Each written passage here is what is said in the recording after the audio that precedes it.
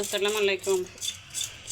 একটা মাছ নিলাম, একে আলুগুলো ফেলতেছি, ফ্রিজের থেকে বাইর করছি মাছটা। আজকে কচুর শাক দিয়ে এই মাছটা দিয়ে রান্না হবে নাকি বলবেন। দুধ কচু পাতা এগুলো দিয়ে রানবো আজকে ইলিশ মাছ। চুলা একটুও ঘ্যাস নাই, এতটুকু ঘ্যাস আছে, ভাত বসেছি, ভাতও হচ্ছে না। আজকে রাঁধতে পারবো কিনা, কারেন্ট নাই, একদম অন্ধকার। আর এখানে কচু শাকগুলো কাটে কাটে নিচ্ছি। এই যে আজকে কচু শাক এভাবে হবে।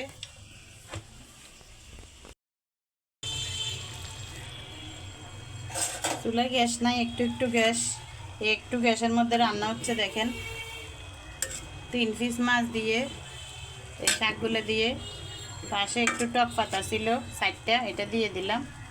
আজকের রান্না সব উল্টা পাল্টা।